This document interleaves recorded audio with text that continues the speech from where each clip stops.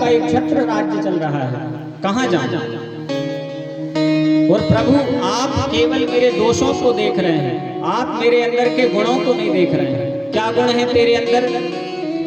कल युग केवल नाम आधारा, सुमिर सुमिर नर उतरहि पारा। कलयुग केवल नाम आधारा, सुमिर सुमिर नर उतरहि पारा। और कलयुग जोग न यज्ञ न ज्ञाना, एक आधार राम गुण गाना। कलयुग जोग यज्ञ न ज्ञाना, एक आधार राम गुण गाना। देखिए, इसमें बहुत बड़े बड़े यज्ञ करने की आवश्यकता नहीं है। क्या करें? कलयुग करण उपाय न कोई, राम भजन रामायण होई। कलयुग करण उपाय न कोई, राम भजन रामायण होई।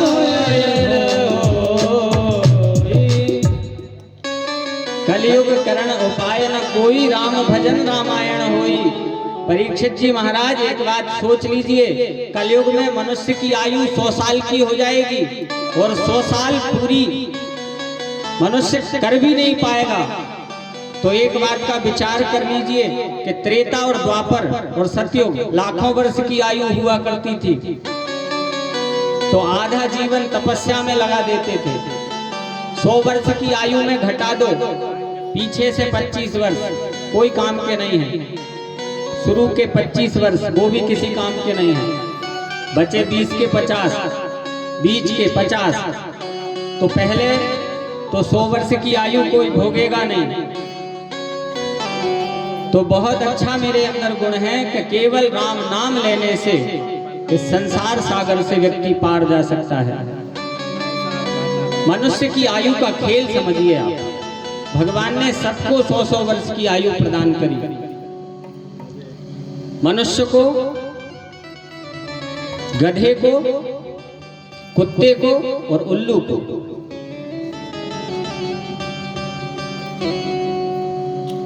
चालीस वर्ष। तो मनुष्य ने तो सबसे पहले गधे ने जाकर कहा कि क्या करेंगे साहब, हमारी आयु आप आधी कर दो, वैसे ही बोझ ढोते ढोते मरना है, हमारी आयु को आप आधा कर दो, बहुत अच्छा होगा। भगवान ने कहा ठीक है, आधी 20 बची गधे की। भगवान के खाते में 20 साल आ गई आयु। मनुष्य गया कि भगवान क्या होता है 40 साल? अरे जन्म लेके 16-17 साल तक तो समझ ही नहीं रहती संसार की। उसके बाद फिर पढ़ाई करें कि नौकरी ढूंढें कि बच्चों को पालें कि शादी करें, और शादी करके तुरंत निपटना। 40 साल में शादी से ही फुर्सत हो पाएंगे, बच्चों से तो होंगे ही नहीं। तो क्या करें? कब 20 साल और दे दो। तो भगवान ने कहा कि ठीक है 20 साल की आयु तो मिल जाएगी, लेकिन गधे की है। मनुष्य ने कहा चल जाएगी, आप तो दे दीजिए। तो हो गई कितनी? 40 + 20 = 60। अब कुत्ता आया कि साहब डंडे खाते फिर रहे हैं यहाँ वहां, 40 साल तो आपने बहुत ज्यादा आयु हमें दे दी, आप इसे आधा करिए। अच्छा ठीक है, लाओ वापस तो 20 साल। कुत्ते ने भी 20 साल रखी, 20 वापस। मनुष्य फिर पहुंच गया कि साहब वो कुत्ते वाली 20 साल और दे दो, क्योंकि अभी 60 में तो बच्चों के विवाह हो पा रहे हैं, नाती पोता नहीं देख पा रहे। ठीक है, ये 20 और ले लो। 20 और मिल गई कुत्ते की, 80 हो गई। 60 + 20 = 80। अब उल्लू पहुंच गया कि साहब ये कोई जीवन है? दिन दिन भर पेड़ों पे उल्टे लटके हैं, रात रात भर जाग रहे हैं, दिन में अंधे बने बैठे, कोई जो तमाशा संसार में हो रहा वो देख ही नहीं पा रहा है, और रात रात भर जागरण चल रहा है। जब सब सो रहे हैं तब हम जग रहे हैं। ये हमारा कोई जीवन नहीं है, आधी करो और आधी आप रखो। ठीक है, वापस दो। भगवान ने वापस ले ली। मनुष्य फिर पहुंच गया, बड़ा गिड़गिड़ाया कि भगवान 20 साल और कर दो, 100 हो जाए तो आनंद ही आ जाएगा। नाती भी देख लेंगे, पंती भी, संती भी, तंती भी, जो भी होते। बोलो राधे राधे। अब कितनी हो गई? उल्लू की भी ले ली। 100 वर्ष की आयु मनुष्य की हो गई, 20-20 साल की सबकी हो गई। अब आप अपनी आयु में अंदाजा लगाओ। 40 साल तक बहुत बढ़िया जिंदगी चलती, क्योंकि आपकी उम्र है, भगवान ने आपको दी थी। 40 साल के बाद चालू हो जाती गधे की उम्र। तो गधे की उम्र में क्या होता है? छोटी बेटी के यहाँ चीकट जानी है, बड़ी बेटी के यहाँ पच जाना है, लड़के की ससुराल में शादी है तो वहां अटेंड करना है। तो गधे की उम्र चालू हो गई। तो 40 से लेके 60 तक गधे की उम्र चली और खूब बोझा ढोया, बेटे का, नाती का, दामाद का, बहू का, सबका बोझा 40 साल के बाद 60 साल तक ढोया। वो भी ठीक थी आयु, लेकिन उसके बाद हो गई कुत्ते की आयु चालू। तो किटकिट करते रहते हैं, बच्चों ने का द्वार पे खटिया डाल दी, यहीं पड़े रहो। अब बस कोई भी आता है तो भाई से कौन है, किससे मिलना है? जिसको मिलना है वो पूछते ही नहीं तुमसे, वो तो सीधा अंदर जाएगा, साहब बैठे उनसे बात करेगा। तुम्हारी खटिया बाहर पड़ी रहे। तो ये है कुत्ते की आयु। कुत्ते की आयु चालू हुई कि द्वार पे रखवारी चालू। कब तक करी रखवारी? 80 तक। 80 तक द्वार पे खटिया पड़ी है, उसी पे मलमूत्र का त्याग चल रहा है। तो कोई बगल में नहीं पहुंच रहा। कोई भी आता उसे छेड़ते, क्यों भैया किससे मिलना? उसे कोई मतलब ही नहीं आपसे, वो ध्यान ही नहीं दे रहा है। दादा पड़े रहने दो, चिल्लाने का दादा। अच्छा, ये भी ठीक थी। ठीक तो वैसे नहीं थी, लेकिन अब मिल गई, क्या करें? कुत्ते की आयु है, भोगना तो पड़ेगी। इसके बाद वाली आयु हो गई उल्लू की चालू। तो उल्लू की आयु कैसी है? रात रात भर नींद नहीं आ रही, रात रात भर जागरण चल रहा है, कहीं लोटा पटक रहे हैं, कहीं बाल्टी उठा रहे हैं, कहीं जाके कुछ कर रहे हैं। बेटा बहू की, नाती पोतों की नींद डिस्टर्ब होती है। वे कहते हैं जे दादा और सठिया रहे हैं। सठिया क्या? वो तो उल्लू की आयु भोग रहे हैं। रात रात भर जागरण चलेगा, 2 बजे 3 बजे 1-8 घंटा नींद आ जाए तो बहुत है। तो मनुष्य की अपनी आयु 40 वर्ष की है। इस जीवन की सार्थकता तभी है जब भगवान नाम संकीर्तन इस शरीर से हो जाए, भगवान का नाम लेते हुए प्राणों का त्याग हो जाए। तो कलयुग ने कहा कि प्रभु इतनी थोड़ी सी आयु मनुष्य की है, लेकिन इतनी थोड़ी सी आयु में भी वो मोक्ष को प्राप्त कर सकता है। कैसे? कलयुग केवल नाम आधारा। मेरे समय में तो केवल भगवान का नाम ही उद्धार करने वाला होगा। मैं नहीं कहता कि हजारों वर्ष तपस्या करो, लाखों वर्ष तक भजन करो। मैं तो केवल ये कहता हूँ कि एक बार आप भगवान का नाम लो और जाओ छुट्टी करो भगवान के पास। इतना सरल होकर के भी हम अपनी जिंदगी संवारना नहीं चाहते। परीक्षित ने सोचा बड़ा अच्छा गुण है और स्थान दे दिया। द्यूतम पानम श्रिया सूना यत्रा धर्मश्चतुर्विधा। 5 जगह रहो, 4 जगह। द्यूतम अर्थात जहाँ जुआ खेला जाता हो, पानम अर्थात जहाँ मदिरा पिया जाता हो, स्त्रिया स्त्री संग में, सूना झूठ में। 5 जगह कलयुग को वास दे दिया। आप देख लेना अपने आसपास, 4 दरवाजे हैं कलयुग के आपके घर के अंदर आने के। कलयुग ने हाथ जोड़ लिए का प्रभु सब आपने अपवित्र दरबार दे दिए। अब आप ऐसा करिए, एक कोई स्थान और अच्छा दे दीजिए। तो भगवान ने कहा रजो वैरम च पंचमम, 5वां स्थान स्वर्ण में तुम्हें दे दिया। अब स्वर्ण में, किस स्वर्ण में? देखो सब अपने अपने सोने की तरफ देखने लगे, है ना?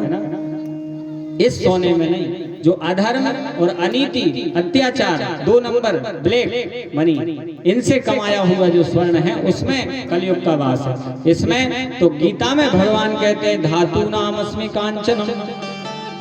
अर्जुन, धातुओं में मैं स्वर्ण हूं। इस स्वर्ण में तो भगवान कृष्ण का वास है। हमारे ग्रामीण अंचलों में एक परंपरा है कि बालक यदि अपवित्र हो जाए तो उसको सोने के पानी से स्नान कराया जाता है, वो शुद्ध हो जाता है।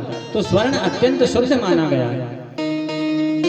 लेकिन कलयुग का वास है उस स्वर्ण में जिसमें अनीति, अत्याचार, अधर्म की कमाई से जो स्वर्ण बनाया हुआ। अब परीक्षित उसे वास लेकर के चल दिए, घर आए, देखा, अपनी एक पेटी खोली तो पेटी में एक बहुत पुराना मुकुट पड़ा हुआ था। मुकुट खोला, पहन लिया, उसमें कलयुग जा बैठा। क्यों जा बैठा भाई?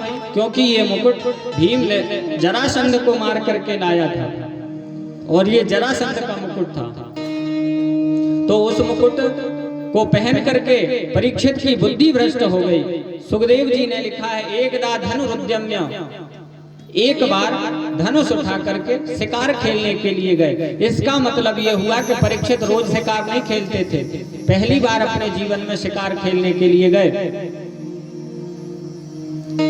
अब वहां पहुंचे तो प्यास लग आई है। हिरण का पीछा करते करते प्यास से बेचैन हो गए तो समीक मुनि का आश्रम पास में दिखाई पड़ा। सोचा यहां पानी मिलेगा। समीक मुनि समाधि में स्थित थे और पृथ्वी से उनकी आसन उठी हुई थी। आज कथा थोड़े समय तक चलने देंगे क्योंकि उधर हमने लेट चालू की थी, किन्हीं कारणों से थोड़ा लेट हो गए थे। चलने देते हैं, अभी बहुत दिन है। तो अच्छा, मन सबका लग रहा है, बोलो राधे राधे।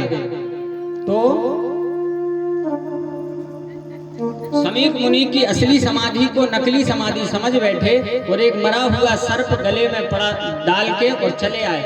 जैसे ही इस घटना का पता उनके छोटे से 8 वर्ष की अवस्था के श्रृंगी ऋषि को पता चला, पुत्र को श्राप दे दिया।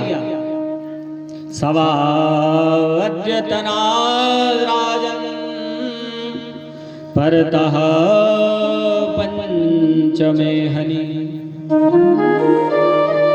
अरे राजन, जिस सर्प को तूने मेरे पिता के गले में डाला है, मैं श्राप देता हूँ, आज से 7वें दिन उसी तक्षक के काटने से तेरी मृत्यु होगी। परीक्षित ने श्राप सुना और सबको छोड़ दिया। संसार के सारे माया, सारे मोह, सारे बंधनों का त्याग कर दिया और चल दिए वन को। अपने पुत्र जन्मेजय को राज्य दे दिया। सारा राजपाट छोड़ करके चल दिए और समस्त ऋषि उनका कल्याण करने के लिए पधार गए। ये श्रीमद् भागवत की कथा ऐसी है कि स्वयं आपके पास आती है। आपको कुछ करने की जरूरत नहीं, केवल घर से उठ के पंडाल तक आ जाओ, बस इतना ही काफी। कथा आपके गांव में आ गई, आपके गांव से 1 किलोमीटर या 2 किलोमीटर दूर आ गई, 5 किलोमीटर दूर आ गई। हमारे यहाँ ऐसे ऐसे भगत हमने देखे हैं। हमारे सुल्तानपुर में कई ऐसे भक्त हैं जो अपनी साइकिल लेके 15, 20, 25 किलोमीटर तक की कथा को अटेंड करते हैं साइकिल से। ऐसे कथा के रसिक। और यहाँ लोग कह रहे हैं कि घर में तो आ रही आवाज, कल से हो सकता है लाउड स्पीकर बंद करवा देंगे शाहिद भाई से बोल के, फिर घर पे नहीं जाएगी आवाज। तो कथा स्वयं चल के आती। देखो परीक्षित जी किसी को ढूंढने नहीं गए, ये तो केवल गंगा तट पर गए। उनका कल्याण करने के लिए स्वयं सुखदेव जी आ गए। बोलिए सुखदेव जी महाराज की जय। प्रश्न किया गया क्या? सुखदेव जी ने से हाथ जोड़ करके परीक्षित ने प्रश्न किया है, अतः पृच्छामि संसिद्धं योगिनां परमं गुरुं पुरुषस्येह यत् कार्यं म्रियमाणस्य सर्वथा।